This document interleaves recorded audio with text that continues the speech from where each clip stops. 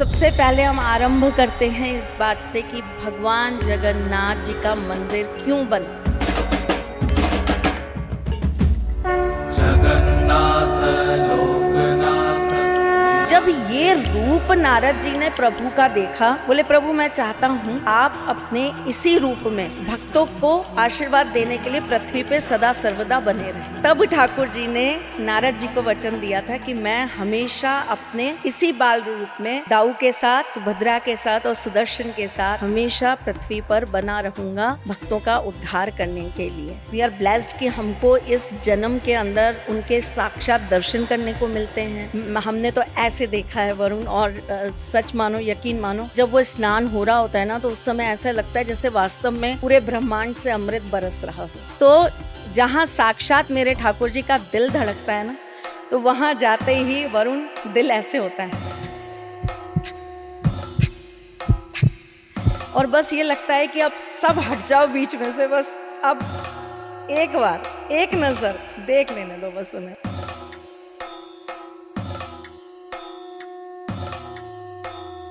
पूरे ब्रह्मांड के अंदर एकमात्र जगन्नाथ जी का मंदिर ऐसा है जहाँ पे एकादशी माता को उल्टा लटकाया गया है। भगवान जगन्नाथ जी के जब हम मंदिर में प्रवेश करते हैं तो वहाँ पर आपको तीसरी सीढ़ी पर यम की सीढ़ी मिलेगी। मतलब तभी कहते हैं कि हर जगह दुनिया में समुद्र से हवा शहर में आती है, यहाँ शहर से समुद्र में जा रही है। रथ यात्रा के बारे में बताइए। जब जगन्नाथ जी 15 दिन के लिए बीमार पड़ जाते हैं, उसके बाद में उनकी रथ यात्रा निकाली जाती है और ऐसा कहते हैं कि जिसने जगन्नाथ जी के रथ की रस्सी भी पकड़ ली वो इस दुनिया के भवसागर से पार है।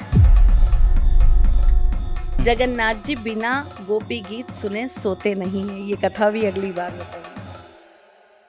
हे मुरलीधर छलिया मोहन।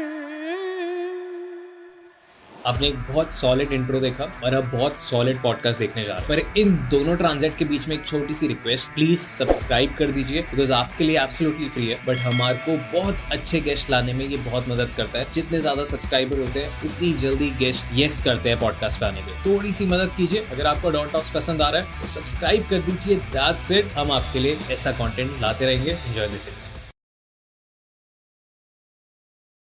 हरी हरी बोल प्यारे, हरी हरी बोल रे, कष्ट हरेंगे सारे, हरी हरी बोल रे, हरी हरी बोल प्यारे, हरी हरी बोल रे। हरि बोल। हरि ओम। जय श्री कृष्ण मैम। राधे कृष्ण। आज का पॉडकास्ट थोड़ा सा मिस्ट्री है मेरे लिए, क्योंकि आज ऐसे टॉपिक पे हम बात करें जहाँ पे मैं कभी गया नहीं, पर मेरे को जाना है बहुत जल्द।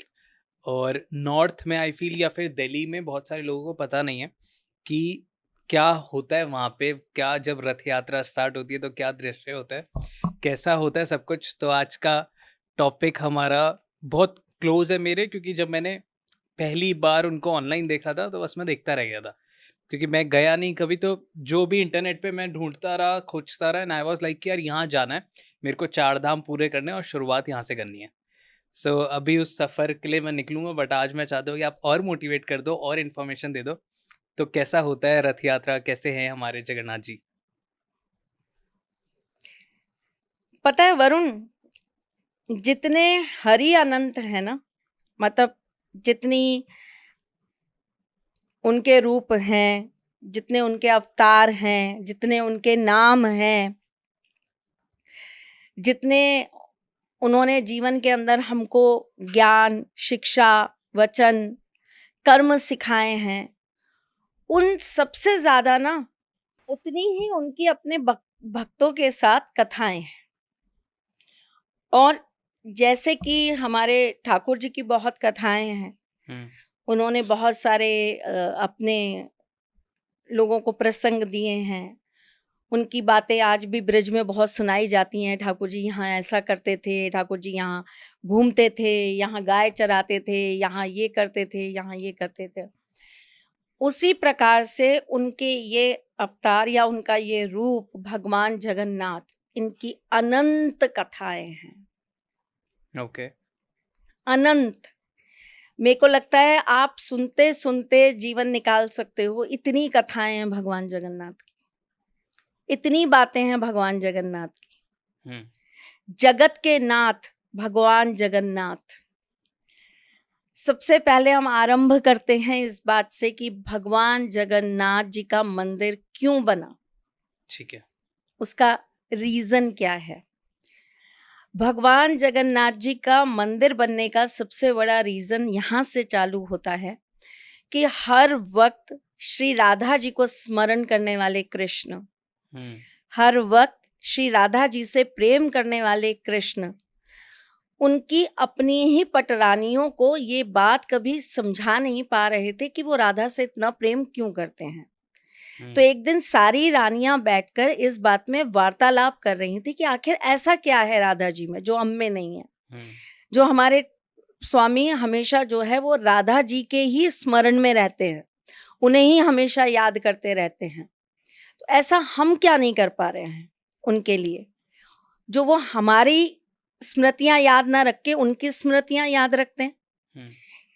तो जब ये बातें चल रही थी तो उन्होंने कहा हम सुनना चाहते हैं ब्रज की बातें, उनकी बचपन की कथाएं, उन्होंने बचपन में क्या किया।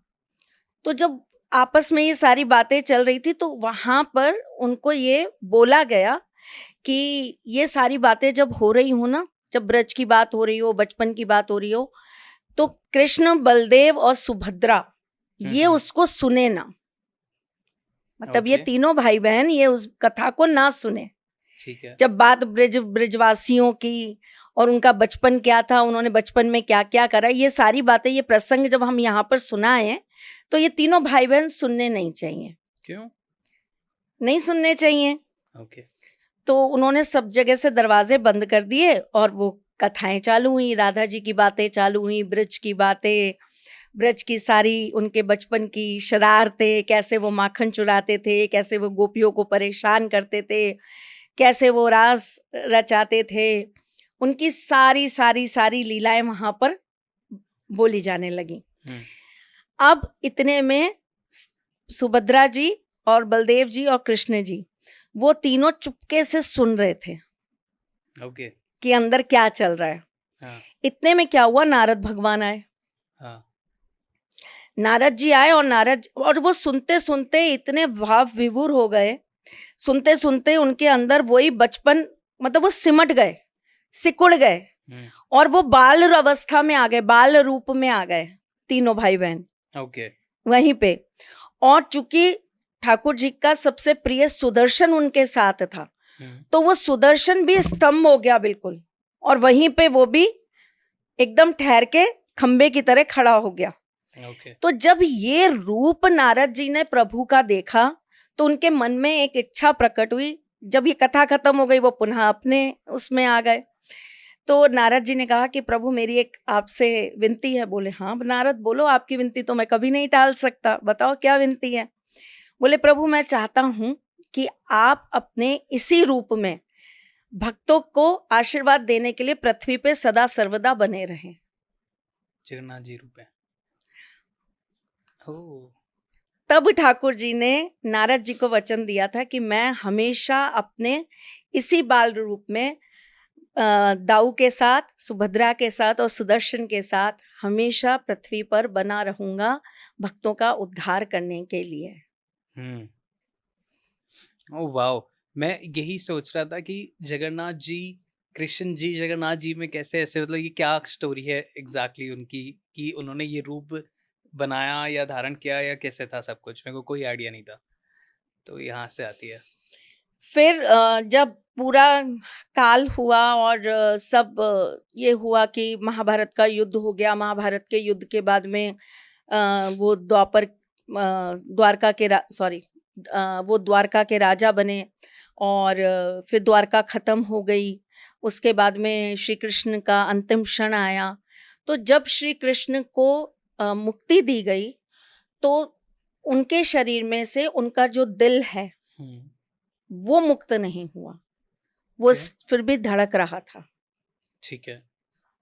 तो उस दिल को जो है वो पत्तों के बीच में बांध के और नदी में प्रवाहित कर दिया गया, और वो जाता जाता जाता जाता जाता जाता वो पुरी के तट पर रुक गया।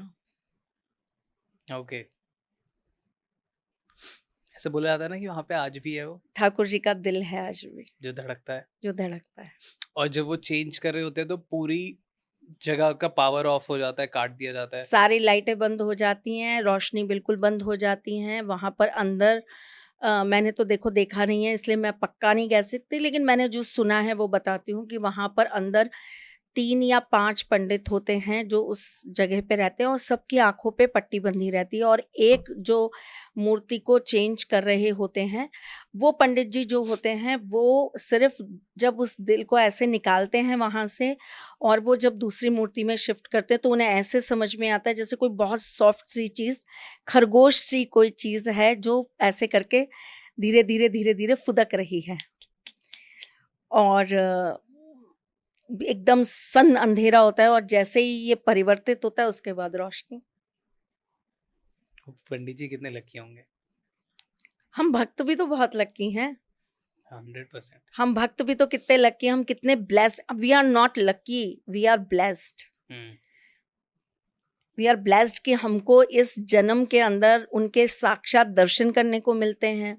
हम वो सारे रिचुअल्स देख पाते हैं जो जगन्नाथ जी के होते हैं, चाहे वो उनका इतना बड़ा पूर्णिमा का 108 घड़ों से स्नान हो।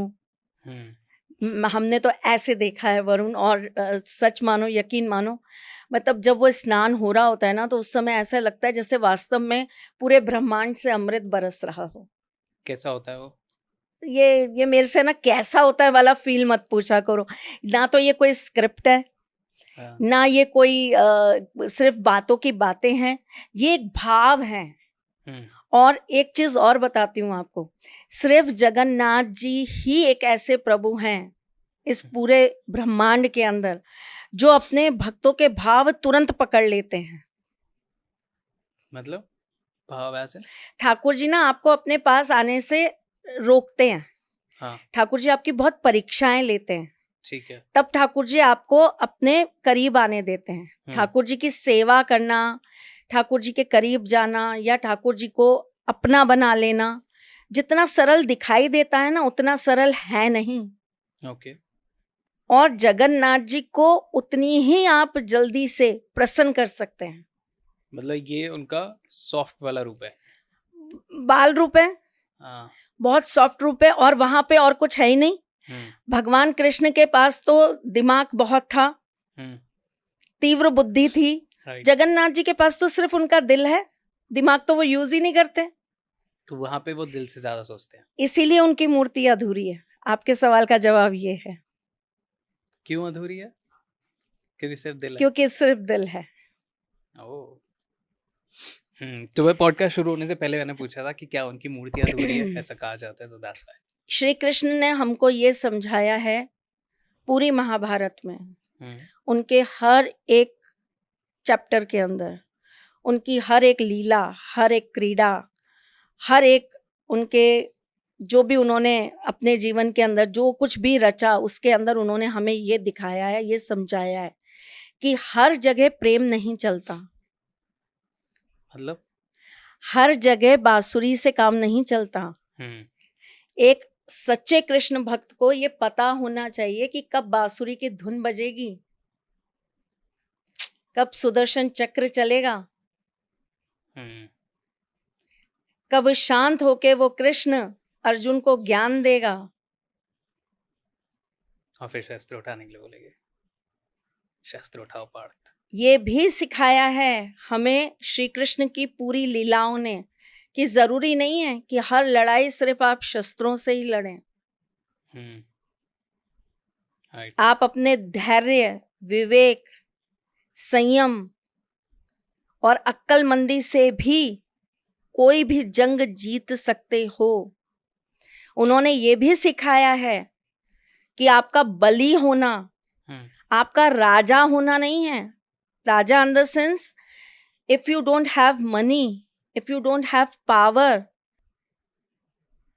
If you don't have that physique कि आप किसी से 100 लोगों से लड़ सकते हो, दुर्योधन जैसा बल किसी के पास नहीं था। दुर्योधन बहुत बली था अपने आप में, राजा था, सेना थी उसके साथ, ऊपर से उसने ठाकुर जी की सेना भी अपनी सेना के साथ मिला ली थी। कर्ण जैसा मित्र था, द्रोणाचार्य, पितामह, सब तो उसके साथ खड़े थे, कौन नहीं खड़ा था उसके साथ। फिर भी उन्होंने यही सिखाया कि जरूरी नहीं है कि आपके पास वो राजा वाला बल होगा तभी विजय आपकी निश्चित होगी, दुर्बल की भी विजय होगी अगर उसके साथ मैं खड़ा हूंगा पार्थ। राइट। वो एक्चुअली बहुत प्रैक्टिकल गुरु थे। उन्होंने हर चीज को बहुत तरीके से अपने लोगों को समझाया, सिखाया और बतलाया, और हर चीज को उन्होंने सामने दर्शाया कि अब देखो ये, अब देखो ये। वो ये भी कह सकते थे मैं पीछे खड़ा हूं, जाओ लड़ लो महाभारत का युद्ध, मैं खड़ा हूं पीछे, मैं देख लूंगा। उन्हें जरूरत थी क्या कि वो अर्जुन के साथ खड़े होंगे तभी उनको गीता का ज्ञान देंगे? नहीं, वो श्री कृष्ण थे। जब वो पूरी चलती हुई महाभारत को रोककर अपने विकराल रूप को दिखाकर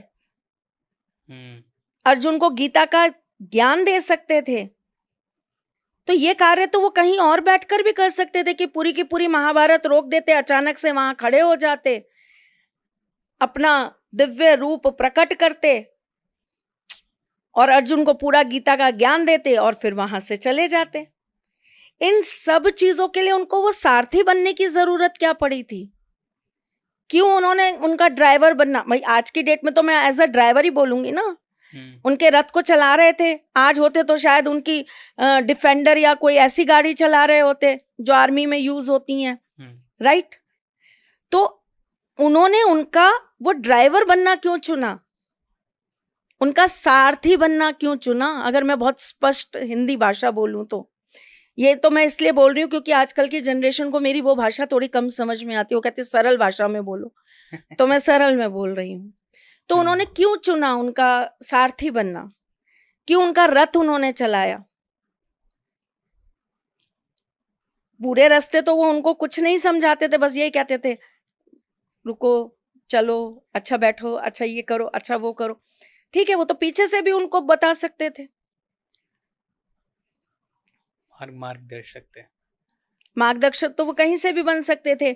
जब वहां राजमहल में बैठ के संजय बैठे बैठे धृतराष्ट्र को पूरी महाभारत दिखा सकते थे, तो श्री कृष्ण तो कहीं भी बैठे बैठे उनके दिमाग में वो डाल सकते थे जो वो डालना चाहते थे। क्यों? सिर्फ और सिर्फ इसलिए कि वो अपने आने वाले युग को, आने वाली पीढ़ियों को, आने वाले अपने भक्तों को ये बताना चाहते हैं कि कोई नहीं होगा तुम्हारे साथ, कोई नहीं होगा तुम्हारी किसी भी जंग में, तुम्हारे किसी भी युद्ध में, लेकिन मैं हमेशा उपस्थित हूंगा। मैंने कहा ना, वो प्रैक्टिकल सिखा रहे थे, तो उन्होंने वहां पर अपने आप को सारथी बनाकर ये दिखाया कि मैं हमेशा तुम्हारा सारथी रहूंगा, बस तुम मेरे पार्थ बन जाना, तुम बनो तो मेरे अर्जुन, मैं तुम्हारा कृष्ण सदा रहूंगा। राइट। तो मतलब वो आगे युगों युगों को समझाना चाहते हैं, वो आगे तक पूरे युगों युगों तक को समझाना चाहते थे, और समझाने के लिए उनकी अपनी, हर किसी एक टीचर का ना पैटर्न अलग होता है अपने स्टूडेंट को समझाने का या कुछ सिखाने का या कुछ पढ़ाने का। हमने नर्सरी से लेके पीएचडी तक का जो सफर किया है ना, हमें जितने अपने टीचर्स मिले हैं, हमने ये देखा है सबने अलग अलग पैटर्न से हमको पढ़ाया और समझाया। हमारे एक सर थे, मैं 9th क्लास में थी तब की बात है, वो ना किताबें ही नहीं खुलवाते थे, ठीक है, किताबें ही नहीं खुलवाते थे और बोलते थे ये आज का चैप्टर है, ऐसे करके बोर्ड पे आज का चैप्टर लिखते थे, फिर कोई कहानी सुनाते थे पूरी की पूरी, और उसके बाद कहते थे कि कल घर पे पढ़ के आना इस चैप्टर को, फिर मुझसे आके डिस्कस करना कि तुम्हें इसमें क्या समझ में नहीं आया। और कमाल की बात ये होती थी, उनकी वो कहानी है ना, वो पूरा चैप्टर हमें याद करा जाती थी। पूरी क्लास हमारी ना आउट ऑफ नंबर लेके आई, मतलब 70 to 70, 10 to 10, 20 to 20, ऐसा ये सब कुछ समझ आ जाता था। हाँ, भूलते ही नहीं थे ना, वो हमारे इशारों में हमको समझा देते थे। तो उनको ये पता था कि अगर मैं अभी बात करूंगा हवा की, तो वो आने वाले युग के बच्चों को समझ में नहीं आएगी, क्योंकि वो तो आईफोन रखने वाले बच्चे हो जाएंगे। तो उन्होंने वो हर चीज प्रैक्टिकली करके दिखाई कि देखो मैं अर्जुन के साथ रहा हूं, इसका मतलब अगर तुम में क्षमता है अर्जुन बनने की, तो कृष्ण हमेशा तुम्हारे साथ है। तो हमें अर्जुन बनना चाहिए। बिल्कुल, हमें अर्जुन बनना चाहिए। राइट। तो उनका ये था, तो वो वहां पे जितना अपने, क्योंकि आप ये देखिए ना, दिल तो उनमें भी था, इमोशंस उनमें भी थे, प्रेम उनमें भी था। ना होता तो ये पूरा ब्रज आज भी उनके नाम को ना गुनगुना रहा होता, आज भी हर गली हर मोहल्ले के अंदर राधा राधा नहीं पुकारा जा रहा होता, तो दिल जज्बात, उनके वियोग में गोपी गीत ना गाए जा रहे होते, है ना। तो था तो सब कुछ ही, लेकिन उन्होंने उन सब चीज के ऊपर किस चीज को रखा? अपने बुद्धि विवेक को। उनको ये पता था कि मेरा जीवन मुझे किस लिए मिला है और मुझे इसमें क्या करना है, और उनका सिर्फ एक लेसन देना उद्देश्य था, वो ये था कि वो सिर्फ और सिर्फ हमें ये सिखाना चाहते थे कि जिंदगी कैसे जी जाए। सिर्फ ये एक लेसन सिखाने आए थे वो हमें, कि जीवन जीने का सही अर्थ क्या है, धर्म के रास्ते पे चलने का सही अर्थ क्या है। क्या नहीं सिखाया महाभारत ने हमें? कैसे अत्यधिक पुत्र मोह आपको मार सकता है, ये सिखाती है महाभारत। कैसे एक स्त्री का अपमान आपको तबाह कर सकता है, ये सिखाती है महाभारत। कैसे एक गलत दोस्त का चुनाव आपको जीवन भर रुला सकता है, ये सिखाती है आपको महाभारत। कैसे बार बार किसी के अपमान करने से आपका गला कट सकता है, ये सिखाती है आपको महाभारत। इतनी माफियों के बावजूद भी आप अपनी ही कमजोरी के कारण मर जाते हो, ये सिखाती है Mahabharat. Sorry, I am cutting in between. I know आपका एक इंटरेस्ट बन चुका था पॉडकास्ट में, आप बिल्कुल इंडल्ज थे, पर इसमें एक छोटी सी चीज है जो आप चूक जाते हैं, वो है सब्सक्राइब का बटन दबाना। आप प्लीज सब्सक्राइब कर दीजिए। हम ऐसे बहुत अच्छे गेस्ट आपके लिए लाते रहेंगे जो आपको और ज्यादा ज्ञान और ज्यादा इंफॉर्मेशन और ज्यादा डार्क सीक्रेट्स बताएं। अपनी जरा से क्षण की सुख के लिए अपने घर को, अपने परिवार को, अपनी बीवी को कभी दांव पे मत लगाओ, ये सिखाती है महाभारत। मेहनत पर विश्वास करो, कर्म पर भी विश्वास करो, लालच पर कभी विश्वास मत करो, ये सिखाती है महाभारत। एक आपका गलत फैसला आपको खत्म करने के लिए रास्ते खोल जाता है, ये सिखाती है महाभारत। क्या नहीं सिखाती महाभारत? आपके जीवन का कोई एक दुख बता दो मुझे, मैं आपको बता दूंगी महाभारत आपको यहां से क्या सिखाती है। आपके पास लाखों दरवाजे बंद सही, मेरे पास सिर्फ एक कुंजी है, मैं उससे आपका वो दरवाजा खोल सकती हूँ, वो है महाभारत। पूरा सार है, पूरा सार है जिंदगी जीने का, जिंदगी जीने का और कृष्ण को पाने का। अगर कोई इंसान बहुत अच्छे से महाभारत को समझता है, बहुत अच्छे से भगवत गीता को समझता है, तो और सिर्फ समझता ही नहीं, वो प्रिंसिपल्स अपनी लाइफ में उतार भी लेता है, तो क्या मान सकते हैं कि उसकी लाइफ में कृष्ण जी भी आ जाते हैं? ठाकुर जी साक्षात भ्रमण करते हैं, साक्षात रहते हैं। क्योंकि महाभारत सबसे पहली चीज यही सिखाती है कि एक्सपेक्टेशंस खत्म कर दो हर चीज से, सिर्फ एक ही से उम्मीद रखो और वो होने चाहिए आपके कृष्ण। तो जिस दिन आपने ये समर्पण ही दे दिया, आपने मोह माया और भक्ति का अर्थ ही समझ लिया, अंतर ही समझ लिया कि मोह क्या है, माया क्या है, भक्ति क्या है, और इन तीनों में भेद क्या है। अरे कृष्ण आप में रम जाएंगे, आप क्या रमोगे उनमें? यही तो है महाभारत। एक छोटी सी क्लिप है जहाँ पे मैं देख रहा था, अर्जुन कृष्ण जी से पूछते हैं कि सबसे सुंदर संसार में क्या है माधव, तो कहते हैं मैं पार्थ और कौन। तो वो इतनी वो थी ना कि मतलब वो बहुत सेल्फ अवेयर भी थे। अब देखो तुम ना मेरे को मैं इसीलिए तुमसे तुम्हारे साथ कोई जगन्नाथ जी पे किसी पे पॉडकास्ट नहीं करती, क्योंकि घुमा फिरा के तुम मुझे फिर मेरे ठाकुर जी में उलझा देते हो। तो उन्होंने तो अब मैं अब वापस से तुम्हारा ये महाभारत छोड़ के इसके बारे में हम जन्माष्टमी पे बात करेंगे। Please, yes. क्योंकि अगर मैंने कृष्ण लीलाएं गानी चालू करी तो देखो, एक तो वो मेरी पहली मोहब्बत है, पहली मोहब्बत का है ना एहसास है वो।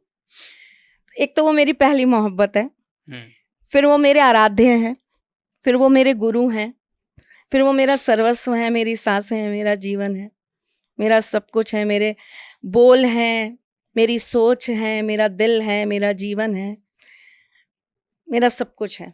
तो मैं जितना सब बोलने चलूंगी ना तो मैं तो उन्हीं में रम जाऊंगी अभी वापस से। तो मुझे निकालो, ये कृष्णा की त्रिशला को वापस खींचो। मैं खुद खो वरना ये त्रिशला फिर कृष्ण में चली जाएगी। ओके, तो हम आते हैं जगन्नाथ जी पे। Back to Jagannath ji. आप कितनी बार गए हो वहाँ पे? मैं जी गिनती कौन करता है? ओके, सो कैसा है, मतलब आई वांट टू नो, जो लोग गए नहीं हैं, आप जब जगन्नाथपुरी पहुँचते हैं तो कैसा एनवायरनमेंट है, कैसे लोग हैं, कैसे दर्शन के लिए जाया जाता है, और दर्शन के लिए जब आप अंदर जाते हैं तो क्या माहौल होता है?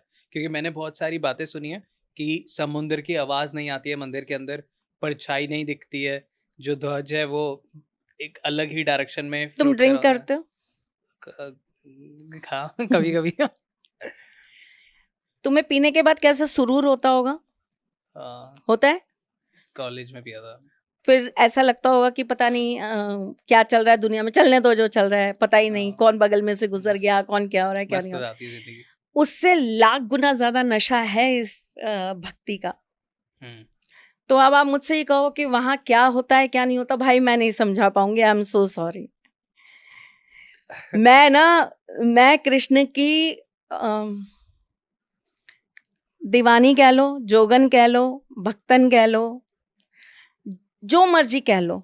तो जहां साक्षात मेरे ठाकुर जी का दिल धड़कता है ना, तो वहां जाते ही वरुण दिल ऐसे होता है, ऐसे सांसें तेज हो जाती हैं, दिल जोर जोर से धड़कने लग जाता है, और बस ये लगता है कि अब सब हट जाओ बीच में से, बस अब एक बार एक नजर देख लेने दो बस उन्हें। तो वो ना मैं आपको समझा ही नहीं सकती कि पल्स रेट कितनी होती होगी, हार्ट बीट कितनी होती होगी। अंदर जाते ही मंदिर के कैसा होता है? देखो मैं आपको ना जगन्नाथ जी के मंदिर के बारे में बहुत सारी चीजें बताती हूँ, बहुत सारे रहस्य बताती हूँ, लेकिन एक एपिसोड में पूरा नहीं होगा, मैं आपको आज क्लियर बता रही हूँ। Comments part 2। तो यहाँ हम सबसे पहले शुरुआत करते हैं जगन्नाथ जी के मूल रूप से। ओके। जगन्नाथ जी का दिल वहां है, ये इस बात का जो खंडन करते हैं मैं उनका खंडन कर रही हूँ। ठीक है। ठीक। भक्त, देखिए मैं आपको एक चीज बताती हूँ, कहते हैं ना कि हीरे की जो परख है वो जौहरी को होती है ना। तो भगवान कहाँ है ये भक्त को पता होता है। ठीक है, हम ये तो नहीं कहते कि भैया मीराबाई जैसे भक्त हैं या हम हनुमान जी जैसे भक्त हैं, वो तो हम शायद पता नहीं कितने जन्म लेंगे तब भी नहीं बन पाएंगे, लेकिन इतने भक्तों हैं कि ये समझ में आता है कि यहाँ कुछ तो है जो हमारे ठाकुर जी से हमको जोड़ता है। ठीक। जब आप उस जगह पर पहला कदम रखेंगे ना, तो आपको ये एहसास होगा कि यही एक इकलौती ऐसी जगह है जहां आकर आप अपने ईश्वर के साथ उनके संपर्क में आ गए हैं। ऐसा होता है ना कि हम बहुत जगह से अप्रोच कर रहे होते हैं, जैसे कई लोग बोलते हैं हम त्रिशला मैम को बहुत जगह से अप्रोच कर रहे थे, वो हमसे बात ही नहीं हो पा रही, हम त्रिशला मैम तक पहुंच ही नहीं पा रहे। अब अचानक से आप किसी दिन कहीं गए और आपको वहां पे बहुत दूर ही सही आपको पता है कि इस दीवार के पीछे त्रिशला मैम खड़ी हैं, लेकिन अगर आपका मेरा कनेक्शन होगा ना, तो आप उस चीज को फील कर लोगे कि हाँ ये वहां, और एक अजीब सी खुशी आ जाएगी। वो एक एक्सप्रेशन, वो एक भाव, वो एक खुशी आपको वहां जाकर महसूस होगी कि अब तक हम उनको बहुत जगह संपर्क करने की कोशिश कर रहे थे, लेकिन ये एक ऐसी जगह है जहां आकर अब हमारा उनसे डायरेक्ट कांटेक्ट हो गया है। अब हमारी रेंज में आ गए, आ जाओ अब आप गले लगो, ऐसा वाला फील, राइट। दूसरी बात, जगन्नाथ धाम है, पूरी धाम है ना, चारों धाम में एक धाम है, राइट। जहां जाए बगैर आपको मोक्ष की प्राप्ति हो ही नहीं सकती। आप जब कभी भी उड़ीसा के मैप को देखेंगे ना, आप अभी भी देखिएगा, गूगल करिएगा उड़ीसा का मैप, आपको वो शंख के आकार का मिलेगा। ओके। ऐसे पीछे से ऐसा है, फिर यूं होते हुए आगे से कट है। ओके। आप अभी चाहे गूगल करके देख लीजिए, स्क्रीन पे लगा देंगे हम। ठीक जी। तो वो एक शंख के आकार का है। मैं उड़ीसा की बात कर रही हूँ, राइट। अब अगर हम पुरी की बात करें तो पुरी के बारे में ये कहा जाता है कि पुरी दक्षिणावर्ती शंख स्वरूप है। ओके। जिसका आधा भाग समुंदर में है। ठीक है। ठीक। जगन्नाथ पुरी मंदिर से जुड़ी हुई बहुत सारी अनगिनत चीजें हैं, जिसमें से प्रमुख ये है कि जगन्नाथ पुरी की जो ध्वजा है, जो उनका शिखर है, उसके ऊपर से ना कभी प्लेन जा सकता है, ना कोई पक्षी जा सकता है, ना वहां से कोई भी उसके ऊपर से गुजर सकता है। कुछ भी फ्लाई नहीं हो सकता। कुछ फ्लाई नहीं हो सकता। ठीक है। वहां हवा विपरीत जाती है। हवा का रुख होगा ऐसे और वहां चलेगी ऐसे। ओके। आप उनके झंडे देखिएगा, हमेशा विपरीत दिशा में चलते हैं। हाँ। सुना होगा आपने। वहां की रसोई अपने आप में एक चमत्कार है। वहां पे 7 पात्र रखे जाते हैं। 500 रसोइये अपने 300 हेल्पर के साथ वहां पर रसोई पकाते हैं। रोज जगन्नाथ भगवान को 56 भोग लगता है। रोज 56 भोग खाते हैं वो। यहाँ हम एक दिन खिला के बड़े खुश हो जाते हैं, आज हमने भगवान को 56 भोग खिला दिया। वहां रोज 56 भोग खाते हैं वो। ठीक। उस प्रसादी की 2 विशेषताएं हैं। पहली विशेषता क्या है, जब उसको वहां पर पकाने के लिए रखा जाता है तो सबसे नीचे वाला जो घड़ा है वो पकना चाहिए हिसाब से तो, लेकिन वहां पे सबसे ऊपर वाला सबसे पहले पकता है। और वहां पे जितना प्रसाद बनता है वो सारा भक्तों में वितरण होता है। हाँ, मैंने सुना है कि कभी प्रसाद कम नहीं रहता। राइट। आखिरी, जब तक आखिरी बंदा खा के पेट ना भर ले तब तक प्रसाद नहीं खत्म होगा, और जैसे ही वो खा लेता है फिर खत्म भी हो जाता है, वेस्ट भी नहीं होता। कौन लगा रहे इतनी कैलकुलेशंस, मैथ्स कहाँ हो रही है? ये महाप्रसादम जो है, ये महाभोग जो है, ये जगन्नाथपुरी मंदिर के अंदर, भगवान जगन्नाथ जी के मंदिर के अंदर सिद्ध शक्ति पीठ है माँ विमला देवी का। जहां पर माँ सती की नाभि गिरी थी। मैंने आपसे कहा था हम एक बार सिद्ध पीठों पे बात करेंगे। हाँ। ये वो सिद्ध पीठ है जहां पर माँ की नाभि गिरी थी। भगवान जगन्नाथ जी का जो भी भोग या प्रसाद बनता है वो माँ विमला देवी को पहले दिया जाता है, उसके बाद वो महाप्रसाद कहलाता है। ओह, तो ओके, पहले जगन्नाथ जी को दिया जाता है फिर उनको दिया जाता है। तो वो तो हम अगर ग्रहण करें तो कितना ही ज्यादा पावरफुल है। बिल्कुल पावरफुल है। वहां का मंदिर में आप बैठकर वहां पे प्रसाद ग्रहण करके, अगर आप प्रसाद खा रहे हो और मैंने आपसे कह दी, आपने मुझसे कह दिया कि आप भी ले लो प्रसाद, और मैंने कहा नहीं आपका तो झूठा है, ये कहना अलाउड नहीं है वहां पे। आप प्रसाद को झूठा नहीं कह सकते। पूरे ब्रह्मांड के अंदर एकमात्र जगन्नाथ जी का मंदिर ऐसा है जहां पे एकादशी माता को उल्टा लटकाया गया है, बांधा गया है। ये कथा मैं अगले बार कितनी सारी चीजें बताऊं एक पॉडकास्ट में, समय देते नहीं हूं।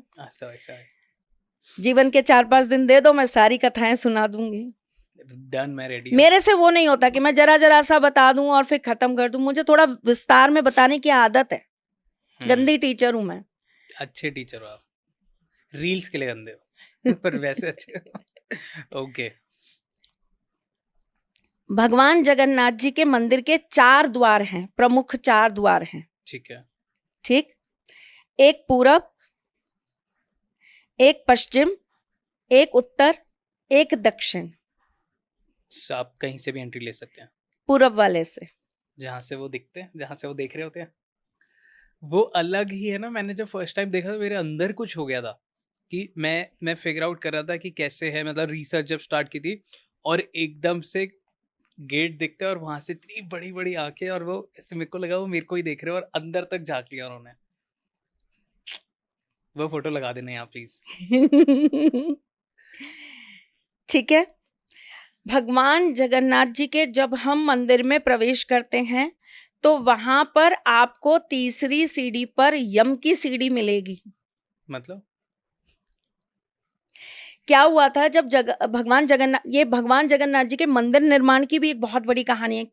इतनी कहानियां जगन्नाथ जी की मैं बताने चलूंगी तो मतलब हर एक चीज ना एक दूसरे से जुड़ी है। जैसे अब मैं आपको एक बात बताऊं, क्यों नहीं भगवान जगन्नाथ जी के मंदिर में समुद्र की आवाज आती? क्यों? भगवान हनुमान जी ने, बालाजी ने समुद्र को रोक दिया था। मतलब हुआ ये था कि एक दिन भगवान आराम कर रहे थे, विश्राम कर रहे थे, तो बालाजी यानी कि हनुमान बाबा जो हैं वो गए और उन्होंने बोला कि भगवान कहाँ हैं, तो द्वारपालों ने कहा कि वो विश्राम कर रहे हैं। तो उन्होंने ऐसे हल्का सा यूं झांक के देखा तो वो भगवान जगन्नाथ जी और माँ लक्ष्मी जी वो उदास बैठे हुए थे। तो वो अंदर गए, उन्होंने कहा प्रभु आप तो विश्राम कर रहे थे, क्या हुआ? तो उन्होंने कहा कि ये समुद्र की आवाज इतनी आ रही कि मैं विश्राम ही नहीं कर पा रहा मंदिर में। तो हनुमान जी ने जाकर समुद्र को बोला कि आपकी आवाज नहीं आनी चाहिए अंदर मंदिर में, आपकी लहरों को रोक दो, नहीं तो मैं अपने बल से रोक दूंगा। तो समुद्र ने कहा कि प्रभु मैं कुछ नहीं कर सकता इसमें, आप एक काम करिए, आप पवन देव से कहिए कि वो अपनी जो हवा है उसको विपरीत कर दे, तो ये आवाज इधर नहीं जाएगी मंदिर में। तभी कहते हैं कि हर जगह दुनिया में समुंदर जहाँ पे फ्लोट करता है तो समुंदर से हवा शहर में आती है, यहाँ शहर से समुद्र में जा रही है। वाव।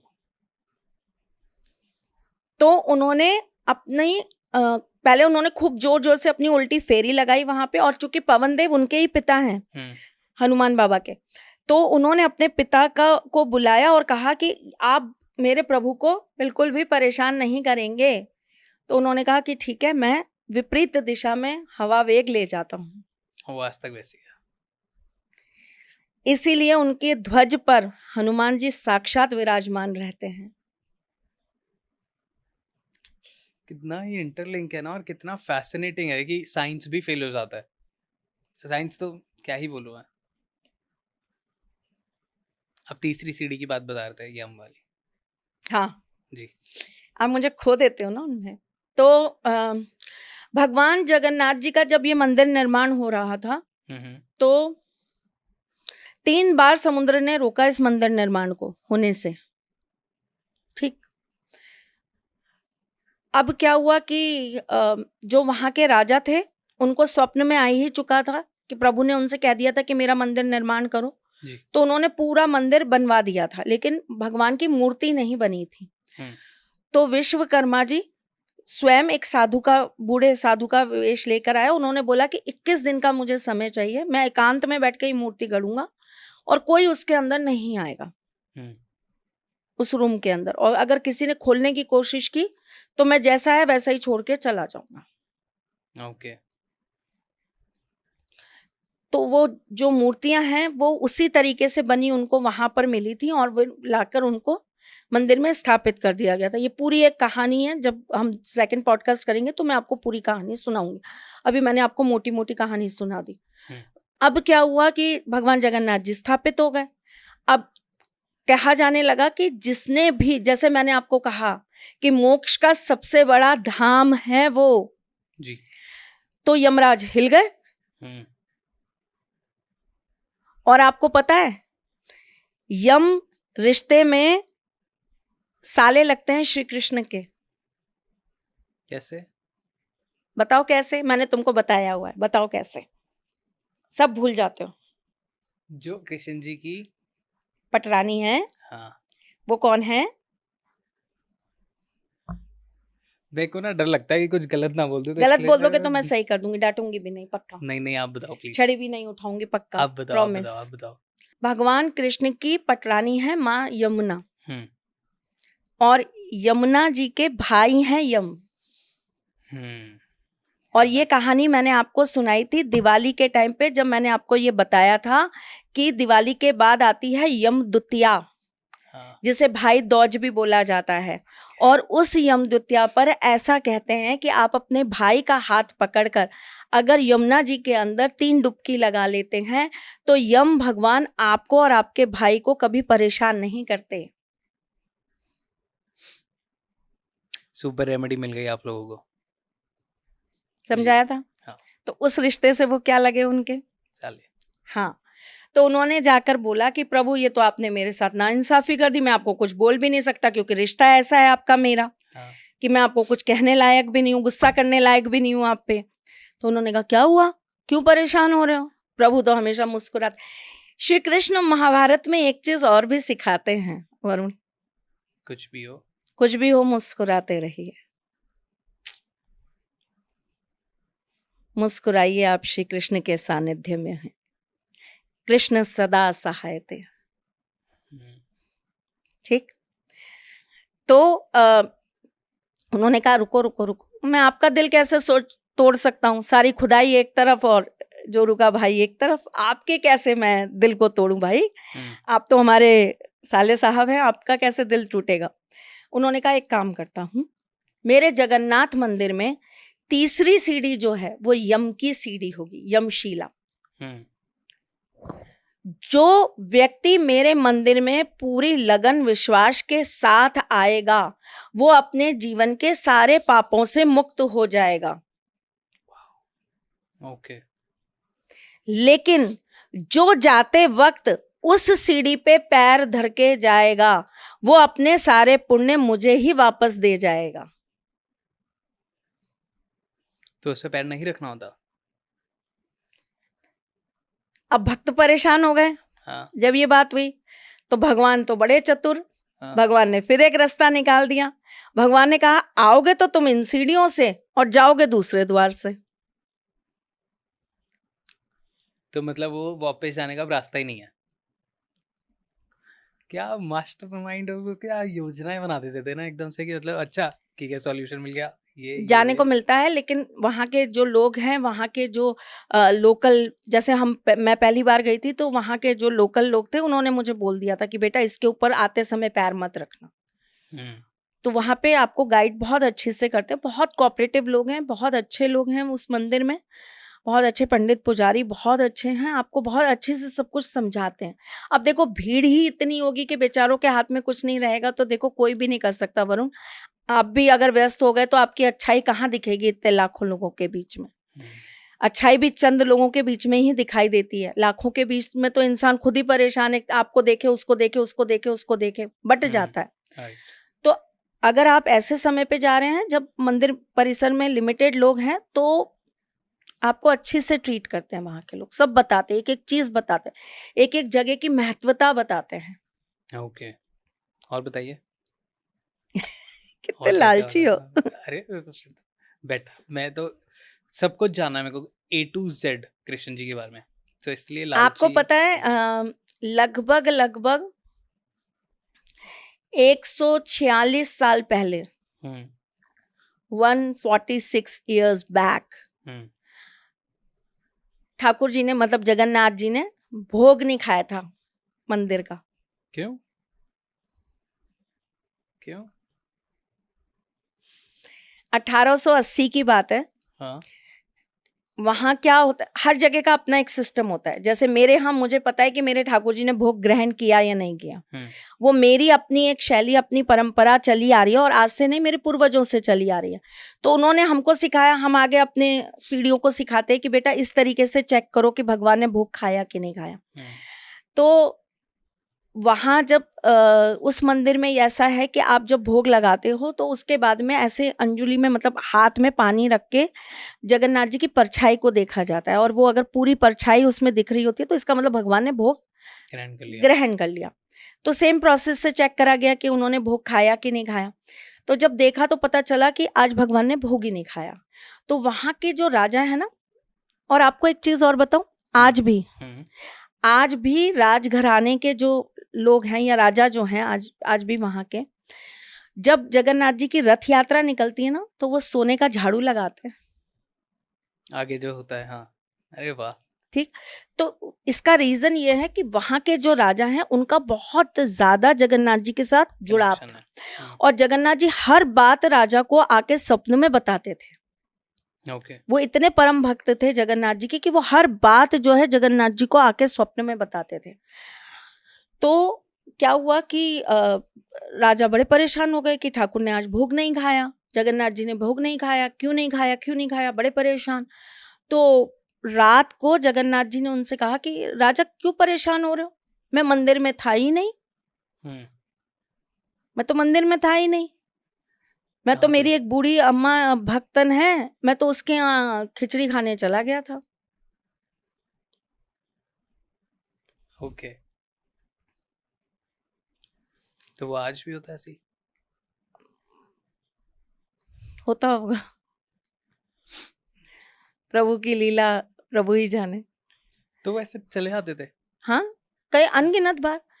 एक बार क्या हुआ, उनकी एक भक्त है, मतलब थी, मैं है इसलिए बोल रही हूँ क्योंकि ऐसे लोग कभी मरते नहीं हैं, अमर हो जाते हैं। वो अमर हो जाते हैं। जो खुद स्वयं भगवान को अपना बना ले, वो लोग कहाँ जाते हैं, वो तो रह जाते हैं हमारे इर्द गिर्द, है ना। वो तो हमारे ईश्वर के रूप में कहीं ना कहीं हमारे इर्द गिर्द वास कर ही रहे होते हैं। तो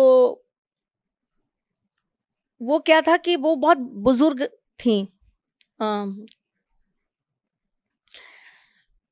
वो क्या करती थी कि सुबह उठती थी और अपने ठाकुर जी के लिए खिचड़ी बनाती थी, और खिचड़ी, वो ठाकुर जी जाकर खिचड़ी का उनके यहाँ पे भोग खाते थे। तो एक दिन एक साधु जा रहे थे उनकी कुटिया के सामने से, उन्होंने कहा माई क्या कर रही हो, बोले कि मैं अपने जगन्नाथ जी के लिए खिचड़ी बना रही हूँ, वो खिचड़ी खाते हैं, आता ही होगा, मैं इसलिए उसके लिए, मतलब एक बाल रूप में, बच्चे के रूप में उनके वो रहता था कि वो कर। तो अब वो साधु हम जैसा मूर्ख होगा जो यूट्यूब पे बैठ के ऐसे ज्ञान बांट रहा होगा, तो उसने अपना ज्ञान दे दिया उनको। कई कई जगह ना ज्ञान फेल हो जाता है भक्त के आगे, ज्ञान भी अधीन हो जाता है भक्ति के, I agree. भाव के, भक्ति के भी नहीं, भाव के। तो अब उन्होंने ज्ञान दे दिया कि माँ ऐसे नहीं होती उनकी सेवा, प्रभु की सेवा करने के लिए तो आपको नहा धो के और फिर उनका भोजन बनाना चाहिए। ऐसे आप तो गंदे संदे भोजन बनाती हो, वो क्या ग्रहण करते होंगे आपका भोजन, झूठ बोल रही हो आप तो। जब उन्होंने ये कहा तो उनको लगा है सच में नहीं खाता वो आके सच में वो नहीं खाएगा अगर मैं नहीं नहा धो के बनाऊंगी। तो उन्होंने अगले दिन सुबह उठी और नहा धो के उन्होंने भोजन उनका बनाया, लेकिन वो लेट हो गई, वो काफी लेट हो गई जी। तो उनको लगा आज तो मेरा ठाकुर भूखा रह गया, लेकिन ठाकुर जी तो तुरंत, उनको तो अपनी माई के हाथ का खिचड़ी इतनी पसंद थी तो वो तुरंत आए और वो खिचड़ी खाने लगे। लेकिन इतनी ही देर में मंदिर के भोग का समय हो गया तो वो जल्दी से वापस भाग गए, मंदिर गए। अब पंडित गए उनको भोग खिलाने के लिए तो उनके मुंह पे खिचड़ी लगी हुई थी। हाँ। तो जब ये पूरे नगर में बात फैली कि ठाकुर जी के मुंह पे खिचड़ी लगी हुई थी और भोग खिलाने गए तो उस साधु को भी पता चली तो वो इतना शर्मिंदा हुआ और उसने जाके माई के पैर पकड़ लिए कि मैं आपसे माफी मांगता हूँ। फिर ये बात राजा को पता चली तो तब से ये हुआ कि इनके यहाँ से खिचड़ी जाएगी तभी ठाकुर जी का भोग खिलाया जाएगा। तो ये प्रथा अभी कैसे? ठाकुर जी को खिचड़ी खिलाने की प्रथा अभी भी चल रही है। तो वहीं से आई है? कि उनको खिचड़ी पसंद है। ऐसे ही ठाकुर जी की एक भक्त हुई, हाँ। माई थी वो भी। अब ठाकुर जी 56 भोग खाते हैं, हम्म। तो एक माँ के नाते उनको ये लगा कि रोज 56 भोग खाता है बोर तो हो इसका गया पेट खराब हो जाएगा, मैं। ओके। रोज 56 भोग खाता है ये तो इसका पेट खराब हो जाएगा। हाँ। तो वो क्या है, नीम का चूरन लेकर गई उनके लिए स्वीट। कि ओके। रात को मैं इसको नीम का चूरन खिलाऊंगी हम्म। तो ये ठीक हो जाएगा। हम्म। द्वारपालों ने अंदर जाने ही नहीं दिया, सेवकों ने, ओ। कि नीम का चूरन थोड़ा ना ठाकुर जी खा, वो 56 भोग खाने वाला राजा हाँ। वो नीम का चूरन थोड़ा ना खाएगा। तो फिर वापस जगन्नाथ जी ने राजा के स्वप्न में आकर उनको बोला कि मेरी भक्त आई थी और वो मेरे लिए नीम का चूरन लाई थी, वो मेरे को लाओ। तब से उनको नीम का चूरन खिलाने की भी प्रथा है। क्यूट है ना वो, उनको जो भी चाहिए होता था वो राजा को बता देते थे, राजा अरेंज कराता था, भागता था यार ये करो ये करो ये करो। कैसे है ये है।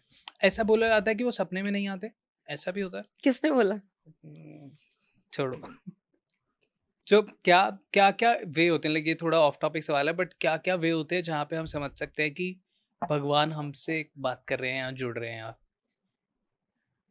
वरुण, आप कितना भगवान से जुड़ रहे हो ना, उसी तरीके से भगवान आपसे जुड़ते हैं। मतलब कैसे? वो किसी भी तरीके से जुड़ सकते हैं। वो आपसे मन से जुड़ सकते हैं, आपके भावों से जुड़ सकते हैं, आपको दिखाई दे सकते हैं अलग अलग तरीके से। ये भी एक वे है कि मैं उनकी बातें कर रहा हूँ, पॉडकास्ट कर रहा हूँ। अरे हरि कथा करना तो अपने आप में इस जीवन का।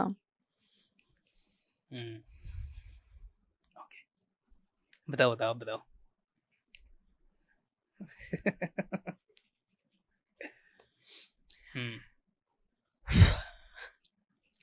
तो कहीं ना जब हम बात, मैं तभी आपको बोल रही हूँ कि वो एक रीजन था, जो कृष्ण जी का जीवन था, उसका एक उद्देश्य था, ध्येय था, उनको बहुत कुछ सिखाना था। वो एक बहुत अच्छे टीचर, एक बहुत अच्छे गुरु थे, जिनको बहुत सारे लेसन्स देने थे आने वाली पीढ़ियों को, अपने भक्तों को, अपने बच्चों को। लेकिन जगन्नाथ जी जो है ना, जगन्नाथ जी ठीक है, जगन्नाथ है, हमारे को मोक्ष देते हैं, हमारे सब कष्ट दूर करते हैं, सब कुछ करते हैं, लेकिन वो 1 to 1 हमारे साथ रहते हैं। स्वीट। ओके, उनका जो पूरा रूप है, एक बार आप वो डिस्क्राइब करना। बहुत सारे लोग जो पहली बार सुन रहे हो, बड़ी बड़ी आंखें हैं और लकड़ी के क्यों हैं, और ये सारा नीम की लकड़ी से बनाया जाता है। और जब अधिक मास आता है, और ये 12 साल से 19 साल के बीच में 2 वैशाख जब आते हैं, तो 2 वैशाख का जब महीना आता है, तब उनको जो है उनकी पुरानी मूर्ति को हटा के और नई मूर्ति स्थापित की जाती है। अब इसके पीछे भी बहुत सारी लोक कथाएं हैं। जैसे कि ये कहा जाता है कि एक पूरा एक वही मंदिर परिसर में एक पूरा उनका समुदाय है जो वहाँ सेवा करता है, लेकिन जगन्नाथ जी मंदिर में नहीं, वहाँ पे बहुत सारे मंदिर बने हैं अंदर। तो वहाँ पर एक मंदिर है जहाँ पर वो रहते हैं और उनकी पूरी सेवा भक्ति करते हैं। और उन्हीं लोगों के स्वप्न में आकर वो बताते हैं कि इस दिशा में ये यहाँ पर जाकर आपको वृक्ष मिलेगा, जहाँ पर आपको वो कारीगरी करनी है। हाँ, मतलब वो पेड़ आपको लेकर आना है। तो वो पर्टिकुलर दिन, पर्टिकुलर तिथि, सब कुछ तय होती है, और उसमें चिन्ह मिलते हैं। ओके, जैसे symbols. हाँ, सिंबल्स मिलते हैं। जैसे कि हल मिलेगा उनका बलदेव जी का, सुदर्शन मिलेगा उनका कृष्ण जी का, ऐसे करके वो होता है।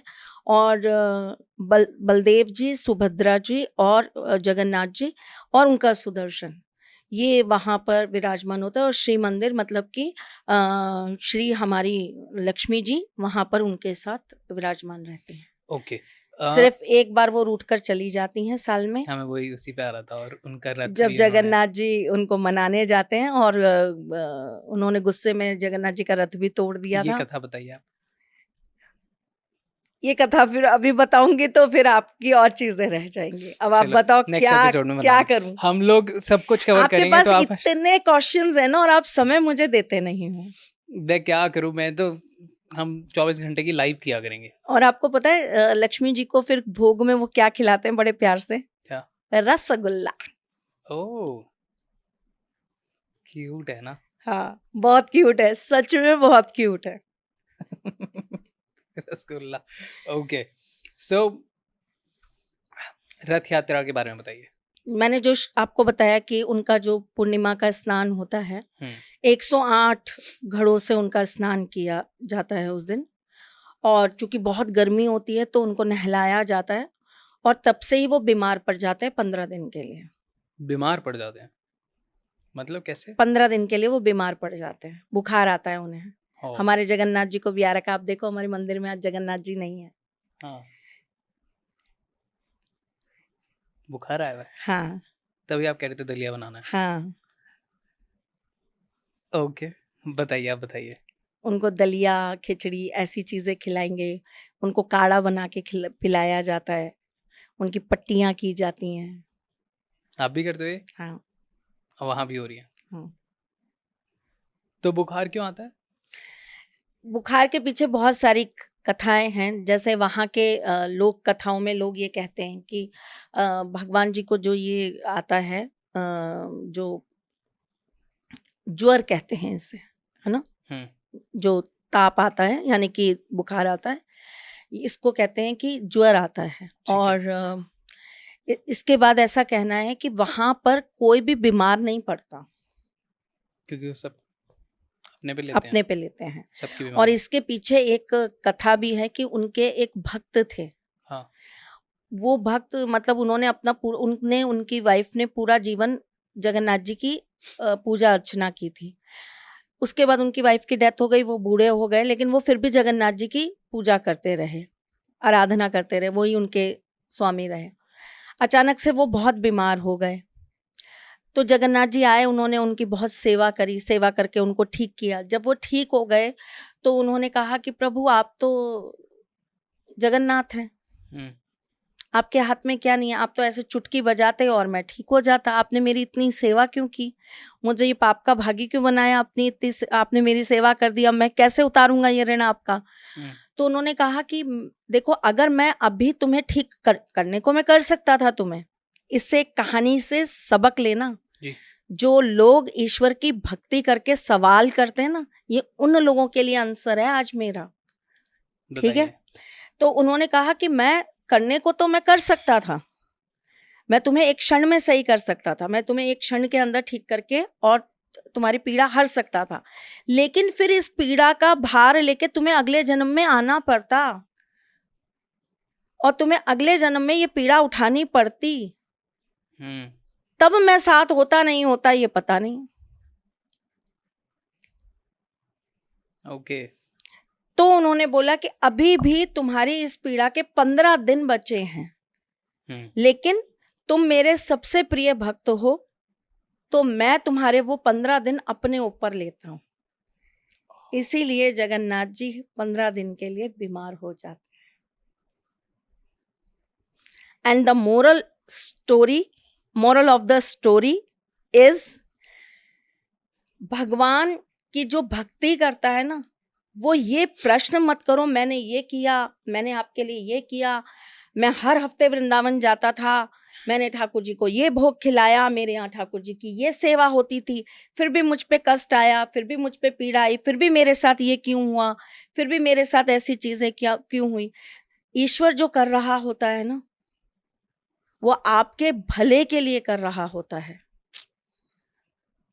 और आप जो भला चाहते हैं ना, वो सिर्फ आप अपने क्षणिक सुख के लिए चाहते हैं, जबकि वो आपका वो भला ना जाने कितने कितने अनंत समय के लिए आपको सुख देने के लिए कर रहा होता है। जो आपको लगता है कि अभी का वक्त आपसे झेला नहीं जा रहा, क्या पता आपको उससे 1000 गुना ज्यादा पीड़ा सहनी पड़ेगी। आज तो आपकी इतनी भक्ति है आपके हाथ में, आज तो आपकी इतनी सेवा है, आज तो आपका इतना पुण्य है जो आपने अपने ईश्वर को दिया, उसके बदले वो आपके साथ खड़े हैं और उसको क्षणिक करके, कम करके, नाम मात्र करके आपको वो सिर्फ उतने से कष्ट से निकाल रहे हैं, और कष्ट से निकालते समय भी वो आपका हाथ पकड़ के खड़े हैं, आपको छोड़ के नहीं जा रहे हैं। तो ये मत कहो कि मैंने भक्ति की और ईश्वर ने मेरे साथ क्या किया, मुझे क्या दिया। बहुत सारे लोगों को मैंने क्वेश्चन करते देखा है, आपके कृष्ण करते क्या है? वो तमाशा देखते हैं। तमाशा मेरा कृष्ण नहीं देखता कभी। मेरे कृष्ण को तमाशा पसंद ही नहीं। वो तो खुद तमाशा बन जाता है औरों को सुख देने के लिए। वो क्या तमाशा देखेगा किसी का? जिसने अपने आंसुओं को यहाँ अंदर अपने भर रखा हो ना अखियों में, आपको पता है उनके नैन इतने सुंदर क्यों हैं? क्यों? दर्द से भरे हैं। नाइस। गहराई उसी के अंदर आती है जिसने उस गहराई को समेटा हो अपने अंदर। उस पीड़ा को उन्होंने वहां तक रोक रखा है।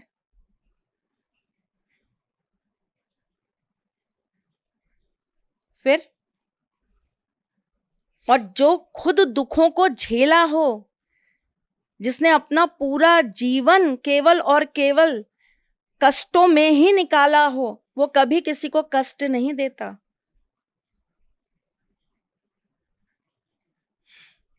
और अगर उंगली कृष्ण पे उठाओगे तो फिर जवाब तो कहां से पाओगे? राइट। मेरे को ये समझ नहीं आता, so called Krishna devotee, so called Krishna भक्त, सबसे पहली शिक्षा, सबसे पहला ज्ञान श्री कृष्ण का ये क्यों भूल जाते हैं कि हमें एक्सपेक्टेशन ही नहीं रखनी। और जब आप दुनिया से एक्सपेक्टेशन रखने की बात को जोड़ते हो श्री कृष्ण से कि उन्होंने ये ज्ञान दिया, उन्होंने ये सार दिया कि हमको दुनिया से एक्सपेक्टेशन नहीं रखनी, तो वो दुनिया को चलाने वाले से आपकी एक्सपेक्टेशन कहाँ से आ जाती है? अब आप कहेंगे हम उनसे नहीं कहेंगे तो किससे कहेंगे? अरे उनसे कहने की जरूरत क्या है? वो तो बिन कहे सब समझ जाने वाला है। मैम का माइक थोड़ा टेढ़ा हो जाता है तो दिक्कत तो नहीं होगी, क्योंकि वो इधर है और मैम यहाँ पे बोल रही है। ऑन है ना माइक? ऑन है ना? ये कैमरा ऑन है ना? ऑन है ना? वापस बोलियो ये बात क्या जो अभी इसको बोली। मैम का माइक थोड़ा इधर हो जाता है। नहीं, जो शब्द बोले वही बोल। यही तो बोला था, मैम का माइक थोड़ा इधर हो जाता है। इसने बोला मैम का माइक थोड़ा टेढ़ा हो जाता है। हाँ। जब बात हो रही है मेरे टेढ़े की तो माइक तो टेढ़ा होगा ना। क्या बात है यार, अभी भी हो गया है। ऑडियो सुन लो, टेढ़ा ही है अभी भी। और कैसा प्रमाण देते हैं ईश्वर अपने होने का? ऐसे। ओके। हाँ, तो अभी मेरा पूरा नहीं हुआ, अभी मैं आधी हूँ। बताओ।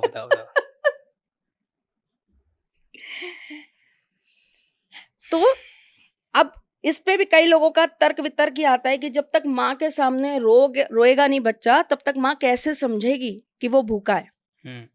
रोने के भी बहुत तरीके हैं। कैसे? ये हमेशा आंसू बहा के, बिलक के, ऐसे रो के नहीं रोया जाता। कैसे रोया जाता है?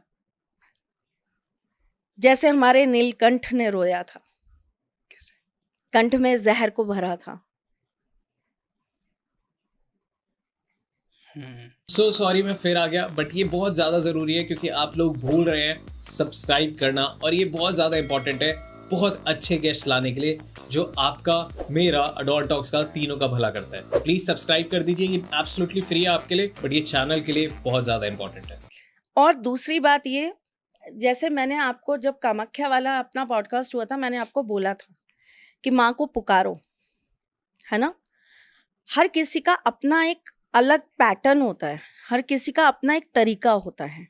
देवी उपासना का तरीका अलग है, कृष्ण उपासना का तरीका अलग है। देवी भक्ति का तरीका अलग है, कृष्ण भक्ति का तरीका अलग है। शिव भक्ति का तरीका बिल्कुल अलग है, गणेश भक्ति का बिल्कुल अलग है। तो हर देवी देवताओं का अपना एक तरीका है, जिस तरीके से आप उनको अपना आराध्य, अपना गुरु, अपना सर्वस्व बना सकते हो और उनसे सीखो। उसमें भी जो आप जिन भी भगवान जी को पूज रहे हो, उनके भी जो अलग अलग रूप है, उनके भी तो तरीके बदल जाते हैं। तरीके बदल जाते हैं। अब जहां पर हम बात करते हैं माँ से, तो माँ को बोलो, माँ को कहो, बोलना पड़ता है, कहना पड़ता है, लेकिन जब बात आती है ना श्री कृष्ण की, तो वो खास करके तब ये बात मैं तब कर रही हूं जब आप कोई लेसन ले रहे हो, सीख रहे हो कुछ। ठीक है। अब आप मनोकामना तो जब तक बोल के नहीं आओगे तो वो कैसे आपकी मनोकामना पूरी होगी। गणेश जी के मंदिर में जाओगे तो आपको बोलना ही पड़ेगा कान में मुसक के, तभी आपकी बात आगे पहुंचेगी। तो हर चीज का अपना एक अलग पैटर्न है जी। है ना। जब हम बात करते हैं श्री कृष्ण की, तो उनका सबसे बड़ा लेसन यही है कि कभी भी अपने दर्दों को आप अपने आंसुओं से मत धो। राइट। जगत को मुस्कुरा के बताओ हम कृष्ण भक्त हैं। एग्री। हो दुखों का पहाड़ पीछे हम कृष्ण भक्त हैं। जगत सारा वैरागी हमारे लिए हम कृष्ण भक्त हैं। प्रेम समुंदर अंदर भरा हम कृष्ण भक्त हैं।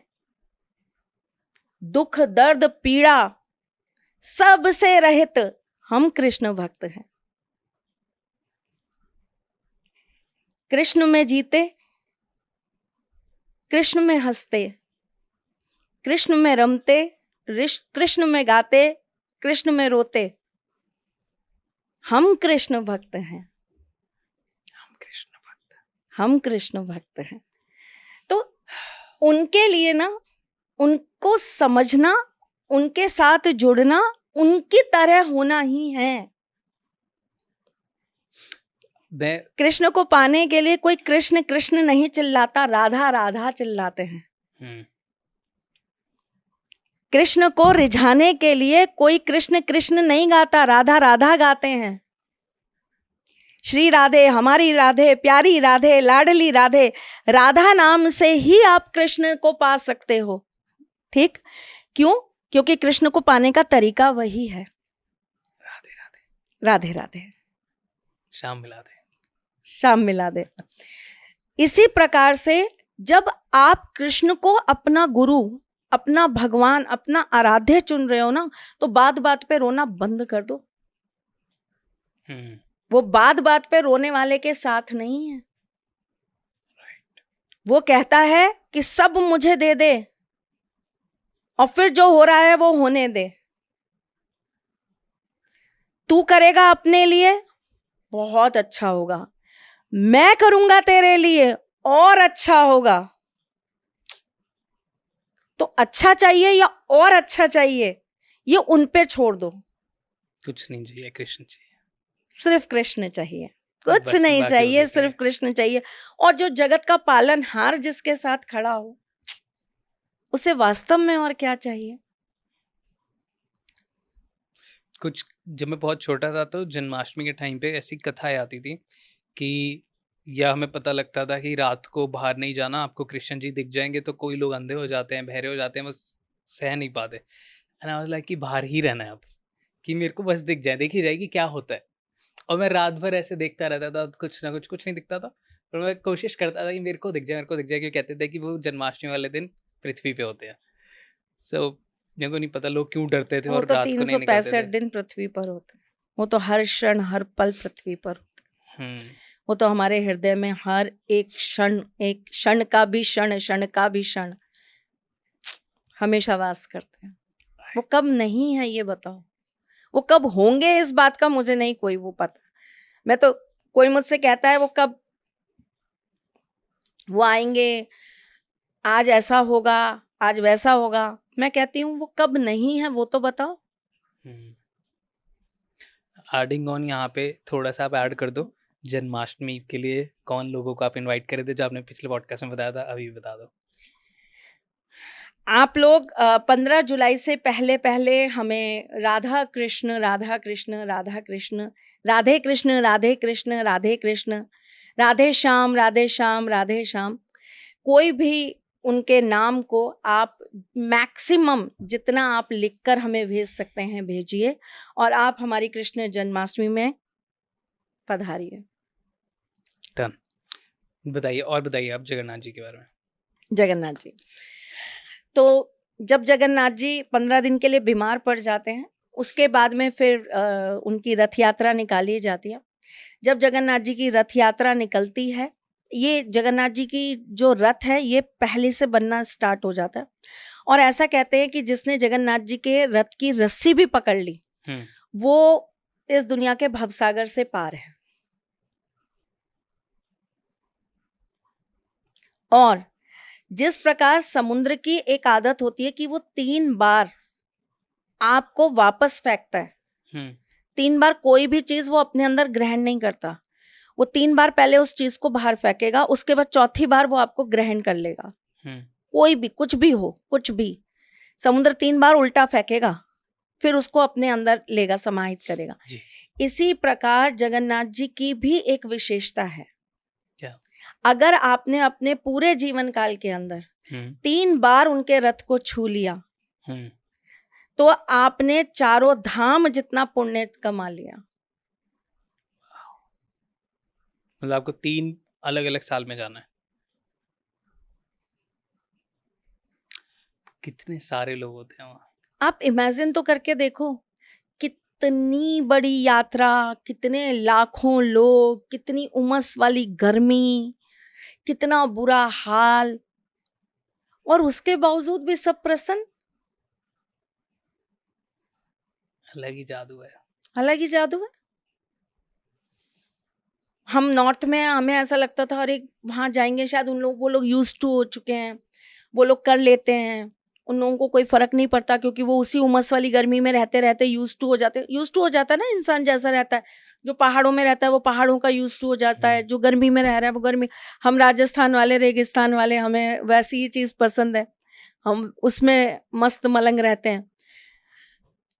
साउथ वाले उनकी मौसम में एकदम मस्त मलंग रहते हैं। तो नॉर्थ वाले अपने, पहाड़ वाले अपने, तो हर किसी का अपना होता है।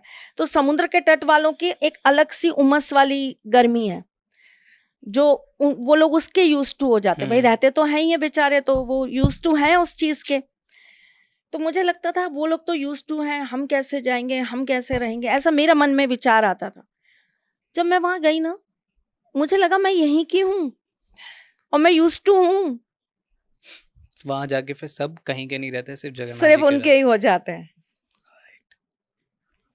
जैसे मैं कहती हूँ ना, जो वृंदावन गया वो बिहारी जी का हो गया, उसी तरह जो पुरी गया वो सिर्फ और सिर्फ जगन्नाथ जी का हो गया। ऐसा कहा जाता है ना कि वो चारों धाम में सुबह ब्रेकफास्ट करते हैं इधर, फिर ऐसे लंच, और रात को ऐसे आराम करते हैं, पूरा सर्किट करते हैं पूरा 4 धाम हर दिन। खाना पुरी में खाते हैं। हाँ नहाते बद्रीनाथ में है। हाँ हाँ हाँ, ऐसे होता है। राइट। सोने रामेश्वरम में जाते हैं और श्रृंगार कराने द्वारका। कितना कुछ कर रहे होते हैं वो एक ही दिन में। मतलब इतनी लीलाएं भी कर रहे हैं, अपना पूरा जो साइकिल है वो भी कंप्लीट कर रहे हैं, सब श्रद्धालुओं को जो मांग रहे हैं वो भी पूरा कर रहे हैं। क्या क्या कर रहे हैं और कैसे कर रहे हैं।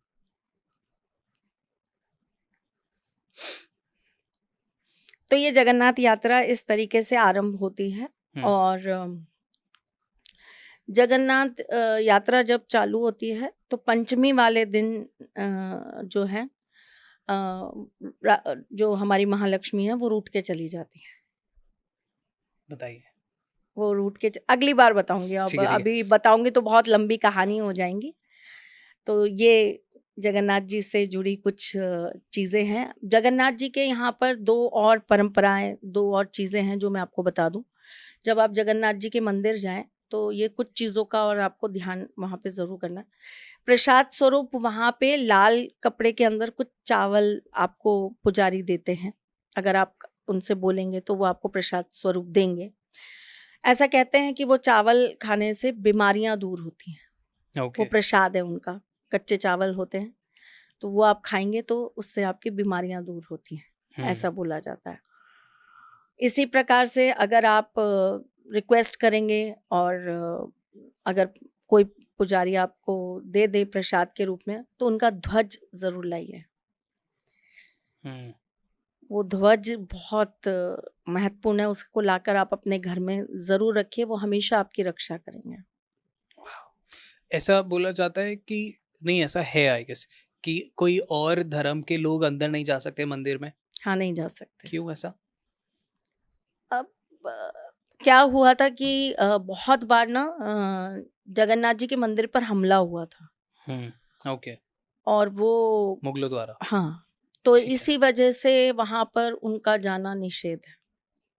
पर ऐसा कहते हैं पर कि उसके यात्रा में बावजूद भी जब यात्रा निकलती है तो उनका एक भक्त था जी जिसको अंदर नहीं जाने दिया था। तो मैंने एक पॉडकास्ट में बताया भी था और वो रील बहुत वायरल भी हो रही है मेरी। जी तो एक रथ यात्रा के दौरान एक जगह है जहां आके उनका रथ रुक जाता है और उस भक्त की आज भी वहां पर मजार है जो वहां पर उनका इंतजार करते, उनको देखने के लिए वो वहीं पर अपने प्राण त्याग गया था।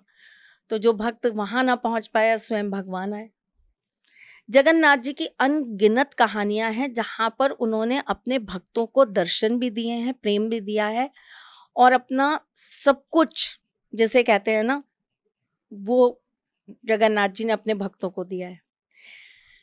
जगन्नाथ जी के मंदिर में जाकर आप अपने कोई भी मनवांछित इच्छा मांग सकते हैं। ये मैं आपको अगले पॉडकास्ट में बताऊंगी कैसे। और रेमेडीज भी वहां क्या रेमेडीज? कुछ तो होंगी। अब नहीं, वहां क्या रेमेडीज? वहां नहीं। रेमेडीज की जरूरत क्या है? फिर वही आ गई। ऑडियंस की डिमांड होती है, नहीं, अगर कोई आप बैठे डिमांड तो नहीं। remedies। यहाँ तो ऑडियंस को अपनी माँ की बात माननी पड़ेगी कि वो एक ऐसी जगह है बेटा जहां आपको जाके सिर्फ खुद को उनको भेंट कर देना है, राइट।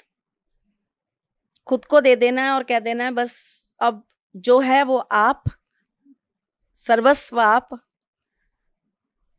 ही आप। परफेक्ट। कई जगह ना आप कुछ मांगने मत जाओ, उनसे मिलने जाओ। हाँ, आई आल्सो बिलीव दैट। हर जगह ईश्वर से सिर्फ मांगने के उद्देश्य से जाना भी गलत है ना। कितना मांगेंगे? जीवन मांगा मिल गया, सांसें मांगी मिल गई, विवेक मांगा मिल गया, ज्ञान मांगा मिल गया, भक्ति मिल गई, ये दृष्टि मिल गई कि हम उनको देख पा रहे हैं, या हाथ पैर मिल गए कि हम उनको प्रणाम कर पा रहे हैं, उनके दर तक जा पा रहे हैं, उनकी चौखट को छू पा रहे हैं। ये बहुत बड़ा सौभाग्य है हमारा। तो इन सब चीजों के लिए भी तो कोई होना चाहिए ना, जिसे हम सिर्फ धन्यवाद, सिर्फ एक थैंक यू ही करने चले जाए कि प्रभु आपने इतना दिया है, इतना दिया है, इतना दिया है, कि उसी के लिए बस नमन है आपको, उसी के लिए प्रणाम है आपको, सिर्फ थैंक यू बोलने चले जाओ। सिर्फ थैंक यू बोलने चले जाओ। राइट। कर्मा बाई की क्या कहानी है? मैंने सुनाई थी आपको, खिचड़ी वाली कहानी। अच्छा, उनका नाम ही था कर्मा बाई। ओके, हमने उनका नाम नहीं लिया था। अच्छा, मैंने इसीलिए नहीं लिया था कि आप पूछो। आप बता रहे थे लक्ष्मी जी ने रथ तोड़ दिया था। वो उसी कथा में पूरा सुनाऊंगी जो लक्ष्मी माता की बात कि रही। वो कैसे रूठ कर गई थी, फिर उन्होंने कैसे रथ तोड़ा था, फिर जगन्नाथ जी उनको कैसे मनाने आए थे। फिर मैं आपको एक कथा और सुनाऊंगी जहां पर भीख मंगवाई थी उन्होंने जगन्नाथ जी से और अच्छा, दाऊ से। ओके। हाँ, तो लक्ष्मी जी रूठ के चली गई थी और उनको कंगाल कर गई थी, तो उन्होंने भीख मांगी थी। वाह। और क्या बताने वाले आप नेक्स्ट पॉडकास्ट में? अभी बता दो ऑडियंस को। बहुत अच्छी अच्छी कहानियां सुनाऊंगी आपको ठाकुर जी की। और कब रिकॉर्ड करोगे आप ये? हाय राम। यहाँ मैं फंसा दिया आपको लाइव कैमरा के आगे। As soon as possible। Okay, last podcast में जो हम रिकॉर्ड कर रहे थे कामाख्या टेम्पल वाला, तो आपने कहा था कि बहुत लेट हो गया, कृष्ण जी को सोना है, पर अभी मेरे पे मौका है तो मैं पूछ लेता हूँ। आखिरी सवाल जो मैं पूछता हूँ, how was as a host, ये नहीं पूछ रहा। सवाल था कि आपने कहा था कि आपने नोटिस किया कि कहीं पे भी जाने से पहले मैं आपको बहुत ज़्यादा डांटती क्यों हूँ, परखती क्यों हूँ और ये करती हूँ। तो उसका जवाब मेरे को चाहिए था कि हर बार आपने टेस्ट लिया कहीं ले जाने से पहले मेरा, तो उसका क्या रिजल्ट ऑडियंस के सामने? कुछ गलत है तो भी आप बता सकते हो। नहीं, गलत कुछ नहीं है। देखो, मैं बहुत सिंपल एक बात बताती हूँ। हम सज हैं, हम सक्षम हैं, हम कहीं भी जा सकते हैं। अगर मैं आज आपको ये बोलूं कि मैं ही हूँ आपको जो मैं रास्ता दिखा रही हूँ वृंदावन का या जगन्नाथपुरी का, या मैं आपको कामाख्या का, या मैं आपको तारापीठ का, या कहीं का भी XYZ पूरी दुनिया का, तो देखो मैं सरासर झूठ बोल रही हूँ। और ये बोलना अपने आप में ही ना एक बहुत बड़ा धोखा है कि अगर इस चीज का श्रेय मैं अपने ऊपर ले जाऊं कि मैं कर रही हूं, मैं तो मेरे अंदर आनी ही नहीं चाहिए, मैं कृष्ण भक्त हूं, मैं मुझ में नहीं। ठीक। सबसे बड़ी चीज जो होती है वो ये होता है कि हम जा तो कहीं भी सकते हैं, क्योंकि हमें रूट्स पता है, फोन हमारे पास है, पैसा हमारे पास है, बुद्धि हमारे पास है, और हमारे साथ साथी भी हमको मिल ही जाते हैं जाने के लिए। हर जगह पर जाने के एक तौर तरीके होते हैं। जब आप किसी भी जगह पर जाते हो तो उस जगह की अपनी एक परंपरा है, अपना एक वहाँ का एक अपना तरीका होता है। जब आप वहाँ जा रहे हो तो मंदिर जब जा रहे हो तो उसकी भी अपनी एक तरीका, एक अपना परंपरा होती है कि आपको वो फॉलो करनी ही पड़ेगी जब आप गए तो वहाँ पर। तो इसी प्रकार से जब आप मेरे साथ ऐसे जगहों पे जाते हो जिनका मुझे ज्ञान है, ऐसा नहीं है कि हर जगह का ही मुझको ज्ञान है, बहुत सारी जगह हैं जिनका मैं खुद भी ज्ञान अर्जित कर रही हूँ अभी, है ना। जहाँ का मुझको ज्ञान है, जहाँ का मुझको पता है कि यहाँ पर ये करना सही है, यहाँ ये करना सही नहीं है। जैसे मैं आपको बताती हूँ, जब आप मेरे साथ कामाख्या गए थे तो मैंने आपको वहां पर दूसरे दिन अंदर गर्भगृह में जाने से रोका था। तो आपने मुझे कहा था कि मैम एक बार और, फिर पता नहीं कब आना हो। तो मैंने आपसे कहा था कि नहीं, बार बार माँ को स्पर्श नहीं कर सकते हम, क्योंकि वहां माँ का वो भाग है जहाँ जिस भाग को हम औरतों के बहुत गुप्त और ढक के रखते हैं। तो आप बार बार उस भाग को जाके स्पर्श नहीं कर सकते। अब कोई बात नहीं, माँ अपनी तरफ से एक बार नहीं, आपको 3 बार बुलाएगी। और ऐसा कहते हैं कि जो एक बार गया है वो दूसरी बार जाएगा जरूर। कब जाएगा, कैसे जाएगा, ये माँ तय करेंगे। हो सकता है अगले ही महीने चले जाओ, हो सकता है कि 10 साल बाद जाओ, हो सकता है 50 साल बाद जाओ, ये माँ तय करती हैं। लेकिन जाता जरूर है, ये पक्का है। लास्ट रह गया मेरा, मतलब 3rd टाइम, मतलब ठीक है। 2 का तो पक्का है, तीसरा फिर मैंने आपको पूरा पॉडकास्ट में बताया ही था कि वो एक आपके अपने मन की भाव होने चाहिए, समर्पण होना चाहिए माँ के प्रति, और यहाँ भी आपका समर्पण होना चाहिए। आप सच्चे मन से कहोगे। जैसे कोई कहेगा कि बहुत डिफिकल्ट है, हमें एक ही बार हुआ है जयराम जी की, ठीक है, जाकी रही भावना जैसी। तो आप कभी भी ना ईश्वर को अपने साथ बांधो मत ऐसे कि हम, ठीक है, हम हुआ है, बहुत है हमारे लिए। नहीं, आपने बुलाया माँ, दर्शन दिए, धन्यवाद। आप पुनः बुलाएंगे, हम पुनः आएंगे। आप जब जब बुलाएंगी हम तब तब आएंगे।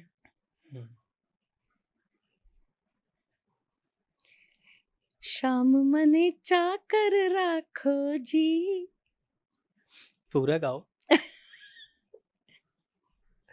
थोड़ा सा तो गा दो। गला बहुत बेसुरा है। कोई नहीं, जब भजन गाते हैं तो सुर आ जाते हैं। अगली बार कुछ 2 लाइनें हो जाए, क्लोजिंग,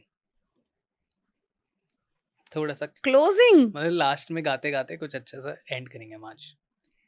हे मुरलीधर छलिया मोहन, हम भी तुमको दिल दे बैठे। राधे राधे। एक जाते जाते छोटी सी बात और प्लीज आपको मैं बता दूं, जगन्नाथ जी बिना गोपी गीत सुने सोते नहीं है। ये कथा भी अगली बार बताऊंगी। हर दिन गोपी गीत गाए जाते हैं।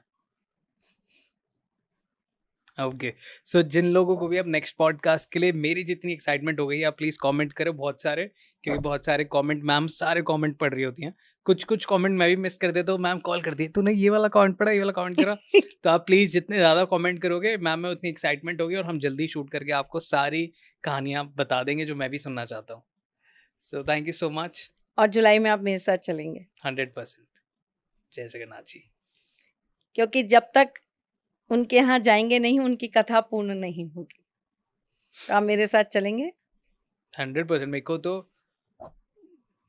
हर जगह जाना है ऐसे तो। हर जगह जाना है। ये Thank बहुत you. लालची बच्चा है मेरा, इसको हर जगह जाना है। भगवान जी के लिए लालची। Thank you so much ma'am, फिर से आने के लिए, एक और बड़ी एपिसोड बनाने के लिए। Thank you so much. Radhe Radhe, जय श्री राधे कृष्णा। राधे, जय श्री कृष्ण, जय जगन्नाथ। जय जगन्नाथ।